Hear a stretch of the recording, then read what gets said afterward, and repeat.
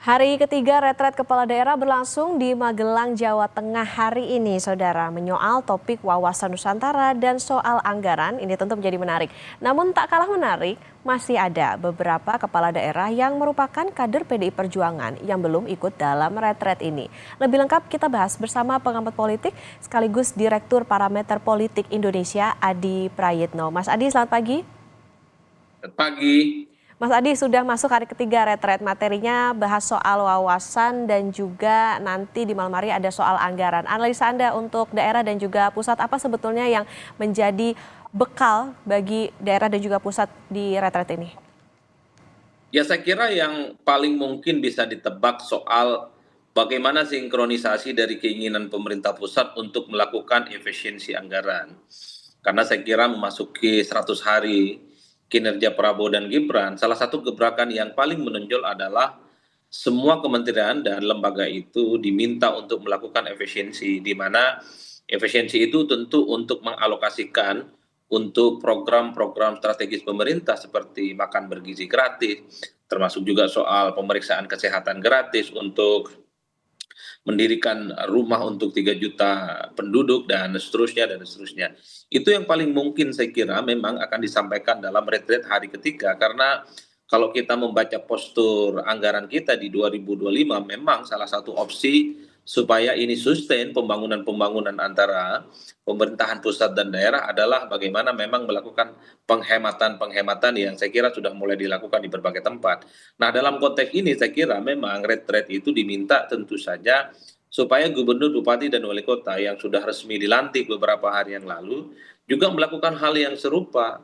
Cuman memang yang perlu didiskusikan adalah jangan sampai soal efisiensi anggaran itu misalnya bisa menimbulkan persoalan-persoalan lain seperti PHK ataupun misalnya sejumlah pegawai yang dirumahkan.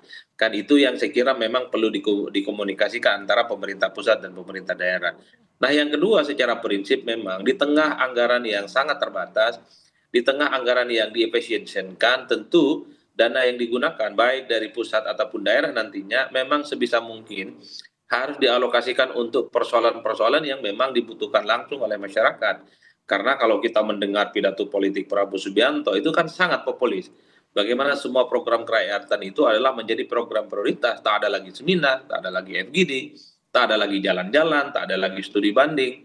Tapi bagaimana dana-dana yang selama ini katanya hanya untuk acara-acara seremonial, itu digunakan untuk bagaimana menyelesaikan persoalan-persoalan rakyat, bikin sekolah rakyat, renovasi sekolah yang kemudian rusak, kemudian pendidikan yang selama ini misalnya tidak terjangkau, kemudian menjadi terjangkau, adik-adik kita yang misalnya tidak punya kemampuan untuk bayar sekolah, kemudian jadi mampu bayar sekolah, dan seterusnya dan seterusnya. Jadi di situ yang saya bayangkan kalau terkait dengan anggaran yang sepertinya nanti malam itu akan didiskusikan gitu ya, yang akan disampaikan bagaimana visi misi dan keinginan termasuk juga postur anggaran yang akan dimainkan oleh pemerintah pusat yang saya kira ini inline dengan pemerintah-pemerintah di daerah nantinya.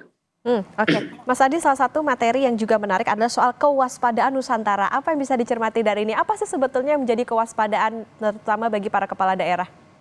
Ya, saya kira memang secara umum kalau soal kewaspadaan Nusantara itu sebagai bentuk diskusi-diskusi yang sifatnya normatif substantif ya.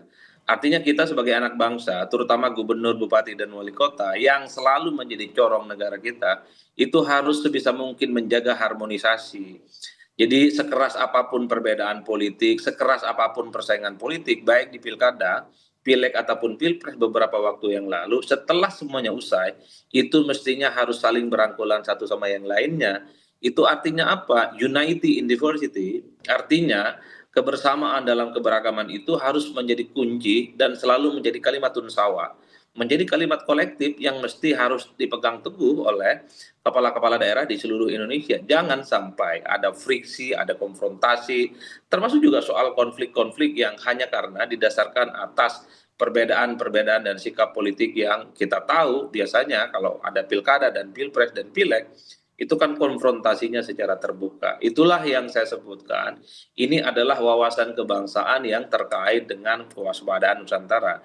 Di samping itu juga, sepertinya negara kita, pemerintah dalam hal ini ingin menjelaskan baik buruknya masa depan Indonesia itu kan sangat tergantung bagaimana kita merawat bangsa ini. Kalau semua orang merasa penting merawat bangsa ini, menyatukan semua kepentingan yang beragam itu dalam satu kesatuan, maka ke depan sampai ratusan ribu tahun sekalipun Indonesia akan guyup, Indonesia akan terus bersatu dan akan menjadi bangsa yang besar.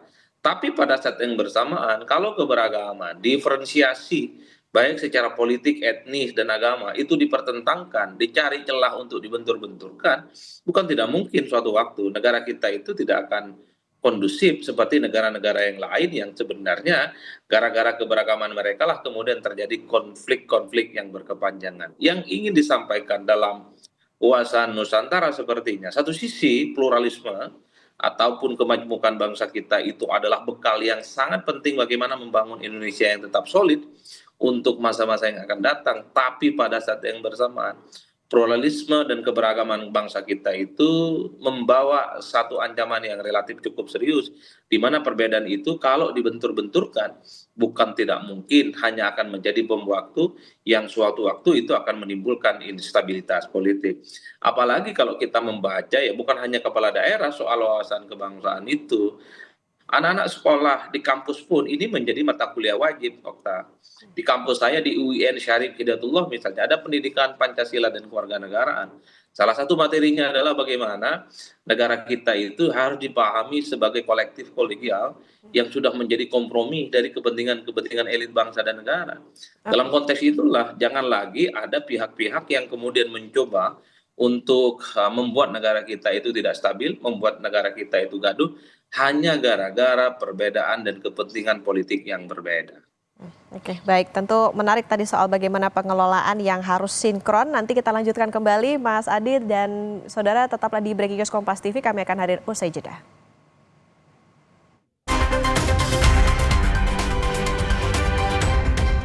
Breaking News Kompas TV kembali hadir saudara, masih bersama dengan kita, yaitu pengawat politik sekaligus Direktur Parameter Politik Indonesia Adi Praitno. Mas Adi, kita lanjutkan lagi tadi menarik soal bagaimana pengelolaan. Artinya Mas, pengelolaan anggaran ini kan menjadi salah satu yang nantinya rencananya akan dibahas terutama. Nah, sebetulnya bagaimana sinkronisasi antara pusat maunya apa, daerah maunya apa? Karena kan kalau kita bicara lagi soal bagaimana kewenangan pusat kan ada sifatnya otonomi. Ini gimana Mas Adi? Ya, memang sinkronisasi itu pertama adalah untuk menyamakan bahwa satu sisi daerah itu sampai hari ini pastinya didasarkan pada Undang-Undang Otonomi Daerah, di mana kewenangan daerah itu memang sangat terpusat bagaimana seorang gubernur, bupati, dan wali kota bisa mampu memainkan, termasuk juga mendesain bagaimana postur anggaran mereka itu dialokasikan untuk kepentingan-kepentingan masyarakat secara langsung. Tapi kan kita juga tahu betapa sebenarnya begitu banyak daerah-daerah yang ada di Indonesia.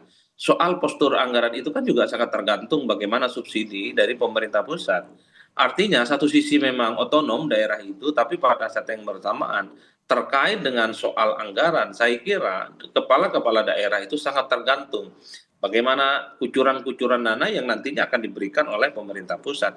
Ini yang menurut saya menjadi penting mensinkronkan dalam konteks misalnya ada upaya untuk melakukan efisiensi, tentu di daerah-daerah itu harus menyesuaikan bagaimana postur keinginan yang ada di masyarakat-masyarakat bawah itu kemudian diterjemahkan di tengah keterbatasan yang kemudian pendanaan yang dilakukan cukup efisien itu. Jadi itu yang saya sebut sebagai sinkronisasi karena saya kira semua kepala daerah itu punya program-program yang sifatnya bombastis, punya program-program yang saya kira itu diwujudkan untuk kepentingan bangsa dan negara di masa-masa yang akan datang.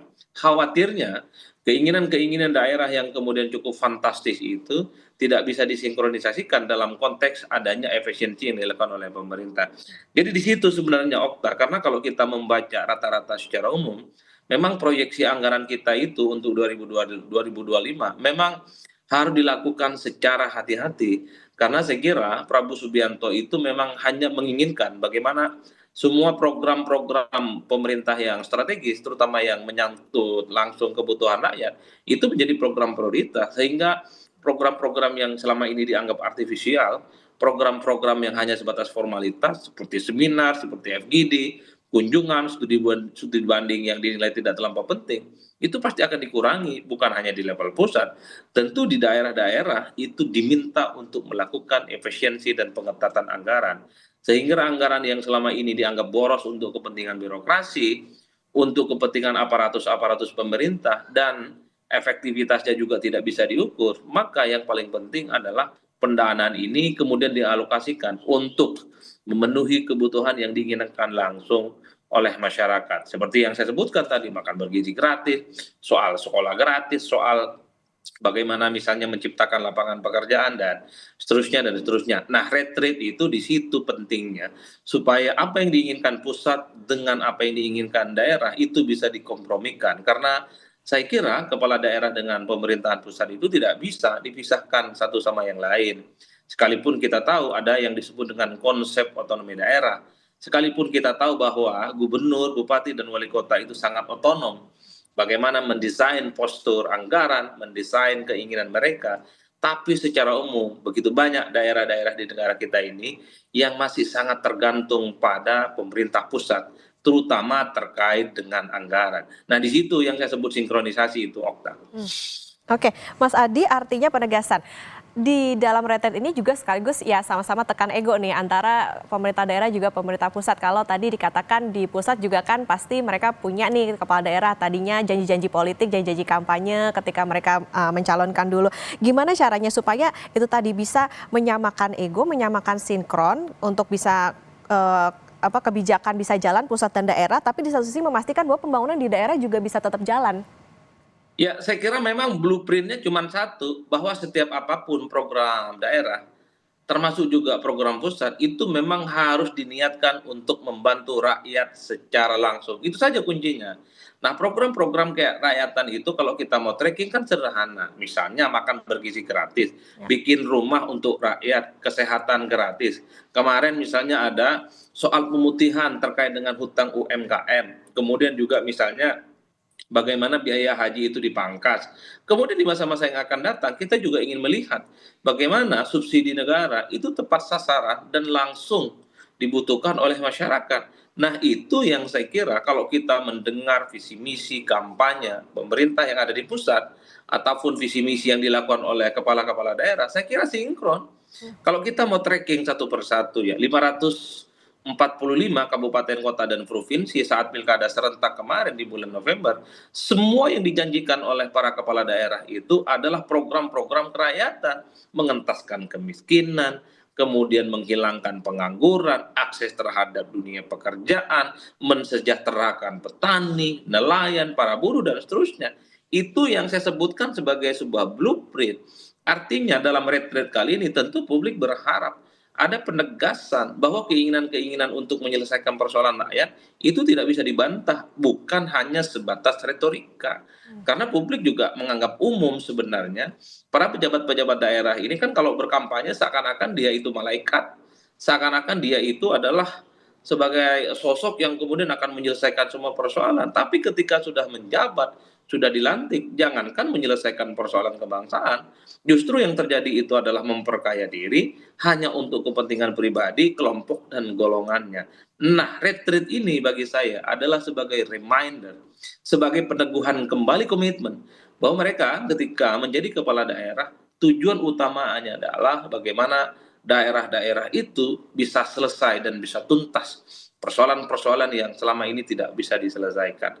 Nah, saya kebetulan orang kampung dan orang desa. Di kampung saya itu problem utamanya adalah misalnya itu soal pertanian. Bisa tidak yang dari kampung saya itu yang jadi bupati bisa menyelesaikan persoalan pertanian? Persoalan pertanian apa? Pupuk, soal harga gabah, terkait misalnya juga banyak tengkulak-tengkulak yang sejak lama dan sampai hari ini praktiknya itu tidak bisa dihilangkan. Di daerah-daerah lain misalnya yang bisa dianggalkan itu adalah soal perkebunan. Bagaimana persoalan perkebunan itu bisa menjadi insentif dan kemudian daerah bisa berkembang. Itulah yang saya sebutkan. Bagaimana menyatukan egoisme antara kepentingan-kepentingan sektoral yang semacam ini dalam konteks retreat menjadi penting bagi saya supaya yang dipikirkan itu bukan pribadi dan kelompok kepentingannya. Tapi yang diutamakan itu adalah bagaimana menerjemahkan rakyat tak lagi sengsara dan rakyat tak lagi susah. Menurut saya begitu, Okta, substansinya. Oke, ada PR utak-atik gimana anggaran bisa masuk ke permasalahan-permasalahan prioritas yang ada di daerah masing-masing. Tentu ini balik lagi tadi harus diniatkan untuk rakyat. Nah, Mas Adi, tapi di satu sisi saat ini kepala daerah ikut retret 3 hari, tapi di hari ketiga, tetapi masih ada nih di hari ketiga ada 47 kepala daerah belum hadir dan belum ada informasi atau konfirmasinya. Seberapa besar dampaknya? Karena lumayan nih jumlahnya 47 menurut Anda? Ya, saya kira begini, saya terus terang agak sedikit mengkritik ya dengan sikap PDIP, hanya karena misalnya persoalan Hasto ditahan kemudian menggunakan instrumen politik untuk menunjukkan wajah tidak kompak dengan pemerintah. Saya dari dulu selalu mengatakan, persoalan Hasto itu yang memang harus dilawan dengan cara-cara hukum. Artinya masih ada upaya-upaya misalnya di peradilan kedua untuk menunjukkan bahwa Hasto itu tidak bersalah secara hukum. Ketimbang misalnya menggunakan cara-cara politik dengan memboikot untuk tidak ikut retreat, itu kasihan kepala daerahnya. Kalau kita membaca rata-rata secara umum, kepala-kepala daerah yang belum datang itu kan mayoritas dari PDIP. Mereka itu sudah ada di Magelang, ada di Jogja, ada di Semarang, di sekitaran tempat retreat. Mereka itu kelihatan sekali suasana hatinya itu ingin mengikuti bagaimana retreat kepala daerah yang dilakukan oleh pemerintah. Oleh karena itu bagi saya dalam konteks itu saya juga selalu mengatakan mestinya kepala-kepala daerah ini sekalipun sudah diimbau oleh partainya untuk tidak ikut retreat, menurut saya harus ikut karena yang dikedepankan adalah kepentingan publik. Di mana di situ menyamakan persepsi, menyamakan chemistry dan tentu saja menyamakan kepentingan bersama antara pemerintah pusat dan pemerintah daerah. Jadi itulah yang sebenarnya per hari ini kita akan saksikan sebenarnya sampai kapan kira-kira boykot untuk tidak ikut retreat ini akan berlangsung karena saya kira akan dirugikan itu karena materi-materi yang akan disampaikan dalam materi retreat itu penting meski kita tahu tidak ada jaminan apapun bahwa setelah ikut retreat itu kepala-kepala daerah itu bisa bekerja dengan maksimal juga tidak bisa dijadikan ukuran kalau ikut retreat itu seakan-akan dia pro rakyat ataupun tidak tapi setidaknya retreat itu adalah sebagai tempat untuk meningkatkan kapasitas, untuk meningkatkan kemampuan, termasuk juga bagaimana cara mengelola keuangan-keuangan daerah yang pastinya secara sistematis akan disampaikan oleh pemerintah. Di situ sebenarnya, Okta, tentu kalau kita sebagai rakyat biasa berharap di sisa waktu retreat ini ya kawan-kawan kepala daerah yang masih menahan diri untuk tidak ikut retreat itu ya secara berangsur harus mulai berdatangan minimal untuk menunjukkan bahwa retret ini adalah untuk kepentingan kita bersama bukan hanya untuk kepentingan pemerintah pusat tapi secara kolektif adalah bahwa bangsa ini bisa besar ya karena memang ada kerjasama politik yang dilakukan secara konsisten kolektif kolegial antara pemerintah pusat dengan pemerintah daerah.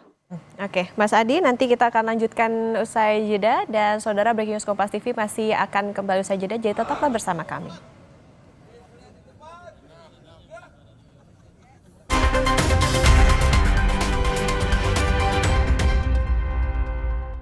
Masih terhubung dengan Kompas TV? Siap. Oke, Mas Adi, tadi menarik kalau kita melihat bagaimana yang tadi dikatakan oleh Mas Adi soal sebetulnya ada beberapa kepala daerah yang tidak hadir karena memang bisa dikatakan ditahan begitu imbas dari apa yang menjadi kebijakan dari Partai PDI Perjuangan. Nah, tadi dikatakan harusnya dilawan dengan cara-cara hukum. Nah, sebetulnya adakah bisa dikatakan apa ya? Mereka menjadi rugi begitu karena tidak mengikuti retret ini, sementara ini kan tentu untuk kepentingan rakyat, tetapi di satu sisi mereka ditahannya oleh partai begitu. Adakah kerugian yang bisa diterima begitu oleh para kepala daerah dari PD Perjuangan? Ya, saya kira memang salah satu kerugiannya adalah soal bagaimana memahami sinkronisasi dari pemaparan yang disampaikan oleh pemerintah pusat untuk kepentingan-kepentingan daerah. Tadi hasil wawancara dengan Bupati Sabilus Salam misalnya yang dilakukan oleh reporter Kompas TV, saya kira itu menarik. Satu sisi kawan-kawan Sabilus Salam itu adalah siap ya untuk mewujudkan bagaimana semua visi misi yang diinginkan oleh Presiden Prabowo dan Gibran itu setuntas-tuntasnya.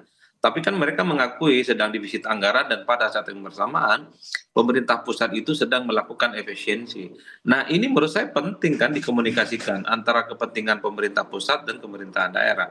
Satu sisi daerah itu sangat terbuka menjadi garda terdepan yang paling siap mensukseskan bagaimana program-program pemerintah yang pro rakyat.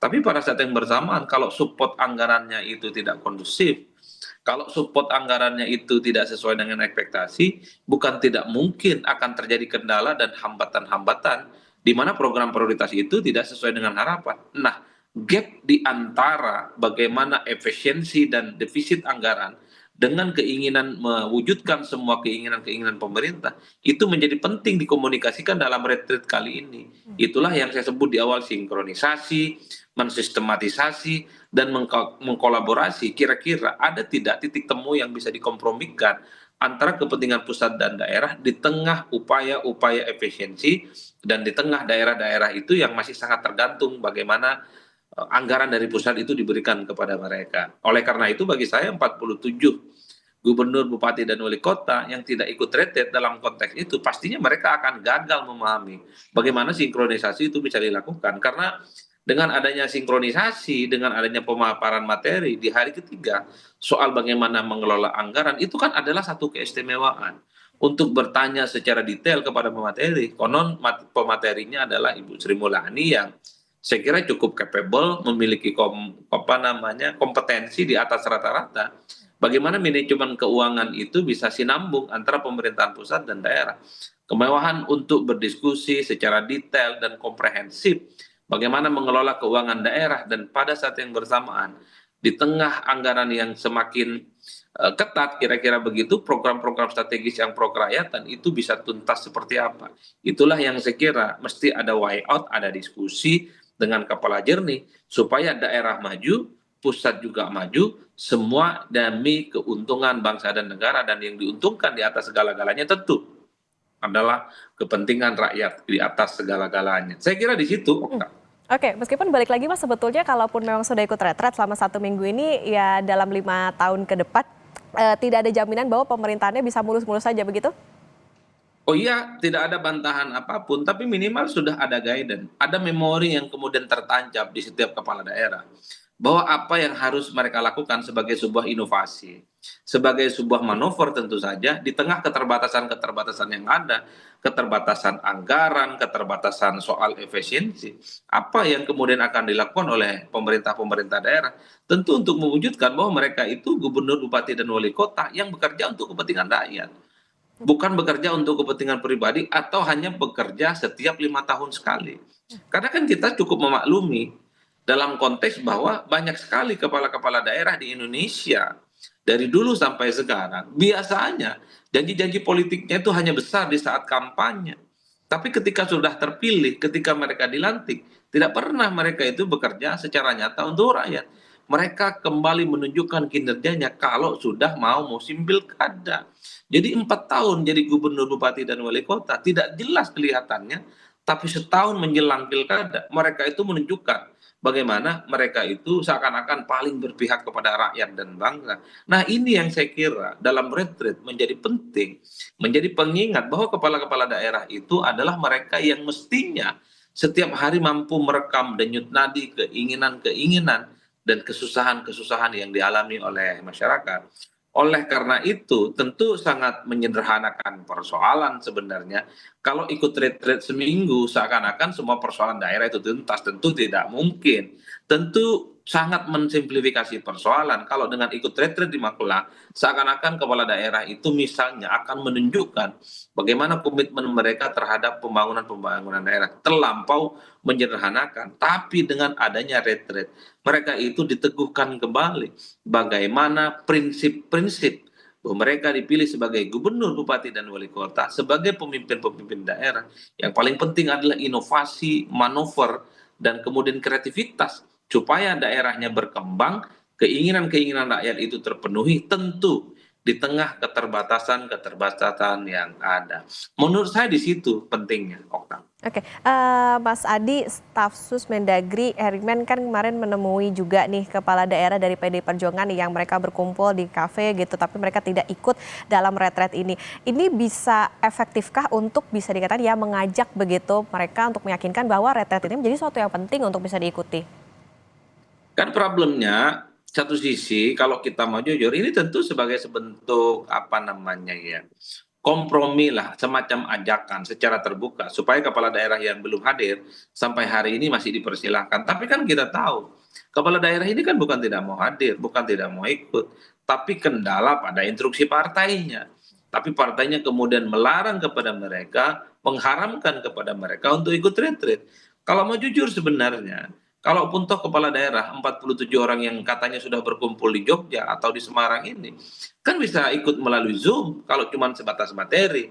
Bukankah Zoom itu juga adalah akses untuk mengetahui bagaimana pemaparan-pemaparan dari pemateri-pemateri yang ada di retreat? Saya khawatir ini bukan soal bagaimana mengikuti materi dan mendapatkan materi sepanjang retreat. Yang dikhawatirkan adalah bahwa segala aktivitas apapun yang ada di Magelang terkait dengan retreat itu tidak bisa dijangkau dan haram hukumnya bagi kader-kader PDIP untuk mengikuti, kan di situ sebenarnya. Kalau hanya sebatas ingin dapat materi mungkin, hanya sebatas ingin tahu bagaimana pemaparan Gubernur Jenderal Lemhanas ataupun pemaparan Sri Mulyani sebagai Menteri Keuangan, ya saya kira bisa by Zoom ataupun pakai record. Tapi kan keistimewaan untuk berinteraksi secara langsung, day to day bertanya dengan problem daerah, defisit anggaran, tapi satu sisi harus mewujudkan semua mimpi pemerintah. Itulah yang saya kira menjadi terpotong bagaimana kesempatan 47 kepala daerah ini yang tidak hadir. Oleh karena itu bagi saya kuncinya memang di partai, kuncinya di mana di PDIP. Percuma misalnya ada pejabat kementerian datang kalau memang 47 kepala daerah ini lebih tunduk kepada partainya dan menganggap retreat itu dianggap tidak penting dan mungkin menganggap retreat itu hanya sebatas ya formalitas yang tidak terlampau dianggap signifikan bagi perubahan dan perkembangan yang ada di daerahnya masing-masing. Hmm. Jadi kuncinya memang di partai politik. Oke, kuncinya di partai politik. Sudah hari ketiga, cukup nggak Mas Adi? Kalau misalnya mereka nantinya mungkin akan ada keputusan mereka akan ikut begitu. Karena tadi balik lagi bagaimana prinsipnya adalah ini diniatkan untuk rakyat. Ya kalau kita mendengar statement-statement dari Kementerian Dalam Negeri sampai hari ini termasuk besok sekalipun mereka masih menerima kepala-kepala daerah yang sampai hari ini belum datang. Itu artinya ini sebagai bentuk sikap legowo dari panitia tentu saja sebagai penyelenggara. Bagaimana semua kepala daerah itu diberikan kesempatan yang sama untuk mengikuti materi-materi yang ada.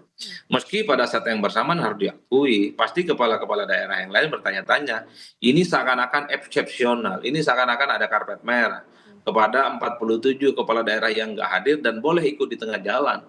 Itu yang saya kira memang seakan-akan ada perlakuan khusus gitu ya terhadap kepala daerah yang kemudian tidak ikut sampai hari ini. Kalau saya sih lebih usul karena ini sudah 3 hari, pasti 2 hari sebelumnya itu adalah materi penting juga yang tidak diikuti oleh 47 ini. Ya saya kira memang harus ikut retreat di gelombang kedua. Konon akan ada gelombang kedua bagi kepala-kepala daerah yang tidak hadir dengan cara alasan apapun. Ada yang misalnya urusan keluarga, ingin menikahkan keluarganya karena apa namanya proses seremonialnya itu bisa berlangsung 3 sampai 4 hari. Ada juga yang berhalangan hadir karena faktor sakit dan seterusnya dan seterusnya. Jadi menurut saya ketimbang ikut di hari keempat ya mending ikut yang kedua. Ada gelombang kedua yang sepertinya juga dipersiapkan oleh pemerintah sebagai upaya pemantapan visi misi kepada pemimpin-pemimpin daerah yang tentu saja diharapkan mampu mendeseminasi bagaimana persoalan-persoalan pusat itu bisa diterjemahkan ke daerah. Menurut saya sih sesimpel itu saja sih sebenarnya. Menarik Mas Adi tadi soal bagaimana dibuat bergelombang. Nah, ini apakah memang kepala daerah itu butuh pembekalan yang bisa kan berjilid-jilid begitu, ini yang pertama, kemudian ada yang kedua dan seterusnya, di tengah situasi kita sedang efisiensi. Nah kan memang kalau mau jujur retreat itu secara signifikan dikritik sejak awal. Bukankah efisiensi itu adalah menghemat semua anggaran dan tidak terbuang untuk acara-acara seremonial. Kita kan sering mendengarkan Ya. bagaimana pidato-pidato pemerintah. Satu, jangan lagi misalnya di masa-masa yang akan datang minimal 3 tahun nggak ada lagi seminar, nggak ada kumpul-kumpul, nggak ada FGD, nggak ada kunjungan kerja, nggak ada studi banding. Karena itu dianggap boros. Nah tiba-tiba ada retreat. Dulu kalau tidak salah anggarannya sekitar 29 M, tapi kemudian dipangkas jadi 13 M. Kan tidak mengherankan sebenarnya kalau publik per hari ini bertanya-tanya, apa judul dengan efisiensi itu kalau ada duit negara jumlahnya 13 M dipakai untuk retreat yang belum tentu hasilnya bisa diandalkan untuk mewujudkan daerah itu bisa mantap. Bukankah 13M itu lebih mantap misalnya dialokasikan untuk kepentingan langsung, kebutuhan rakyat. Ngebantu misalnya anak-anak sekolah yang tidak sanggup bayar SPP, atau membantu merenovasi sekolah, atau membantu misalnya bagaimana akses terhadap dunia pekerjaan dengan cara mensupport UMKM dan seterusnya. Itu kan kemudian dikritik. Nah, adanya upaya untuk melakukan retreat gelombang kedua yang disampaikan oleh Kementerian Dalam Negeri itu kan juga dikritik. Ini gimana judulnya? Efisiensi, tapi acara seremonialnya juga penting. Efisiensi, tapi penambahan sejumlah staf sus di kementerian juga terjadi. Jadi ini yang perlu diingatkan oleh pemerintah. Jangan sampai melakukan sesuatu yang paradoks. Paradoks itu adalah sesuatu yang bertabrakan. Satu sisi katanya ada efisiensi, semua kementerian dan lembaga itu dipaksa untuk berhemat, tapi pada saat yang bersamaan ada kegiatan-kegiatan lain yang juga dikritik seperti retreat karena menggunakan dana APBN 13M yang saya kira publik juga menilai kalau itu untuk kepentingan rakyat secara langsung justru dianggap jauh lebih penting dibandingkan dengan retreat yang dalam banyak hal kalau dilihat ya memang lebih banyak seremonialnya sekalipun di situ juga ada materi-materi penting. Oke. Balik lagi tentu ini harus diniatkan untuk rakyat. Mas Adi, mungkin saya satu lagi soal ini kan memang dikatakan tidak ada sanksinya, tapi balik lagi ini tentu pembekalan yang sangat penting bagi para kepala daerah untuk tadi sinkronisasi kebijakan supaya bisa berjalan dengan baik antara pusat dan daerah. Artinya kalau misalnya seperti ini, haruskah ada sanksi bagi mereka yang tidak hadir atau ya sudah tidak ada sanksi, tapi balik lagi ini tentu menjadi salah satunya mungkin menimbulkan sanksi sosial begitu misalnya bagi kepala daerah yang tidak hadir. Kalau sanksi hukum saya kira tidak perlu. Bahkan sanksi sosial dan politik pun juga sebenarnya tidak perlu. Percuma diberikan sanksi kalau tidak mampu mengubah kesadaran publik, tidak mampu mengubah kesadaran pada elit-elit di negara kita. Pendekatan hukum selama ini sering dilakukan terhadap koruptor, pelaku kejahatan. Itu nggak mempan. Nah, yang paling penting sebenarnya ketika ada 47 kepala daerah yang memboikot untuk tidak ikut retret, tentu pendekatannya adalah budaya politik namanya. Jadi mereka itu harus mengubah mindset mereka. Satu, ketika mereka sudah terpilih sebagai gubernur, bupati, dan wali kota, mereka itu harus mampu melepaskan atribut mereka sebagai anggota partai. Jadi ketika ada panggilan dari negara, panggilan dari pemerintah untuk melakukan koordinasi, mestinya harus tegak lurus mereka itu. Jadi identitas kepartaian ditanggalkan. Itulah yang saya sebut, saya kritik kalau 47 kepala daerah nggak hadir ini hanya karena takut pada partainya misalnya, itu menurut saya cukup naif karena masyarakat tentu butuh kepala-kepala daerah mereka itu butuh pembekalan yang sinkron, yang pastinya mereka butuhkan untuk membangun daerah masing-masing. Meski pada saat yang bersamaan publik juga bertanya secara kritis ya, bukankah kepala daerah itu dipilih langsung oleh rakyat? Kepala daerah itu bukan menteri. Kepala daerah itu adalah mereka yang bertarung untuk meyakinkan pemilih di daerahnya masing-masing. Jadi sebenarnya kalau soal ketaatan dan kepatuhan, apalagi bisa didikte oleh pemerintah pusat, rasa-rasanya juga tidak elegan. Artinya apa? Sekalipun retret itu penting, kalau memang ada kepala daerah tidak ikut, ya mestinya tidak ada sanksi apapun. Kenapa? Karena kepala daerah itu adalah mereka yang otonom dan independen. Bagaimana dia menjalankan daerahnya masing-masing tanpa intervensi siapapun. Yang penting tidak melanggar aturan dan yang paling penting adalah satu ya, seiring dengan nafas perjuangan yang diinginkan oleh pemerintah pusat.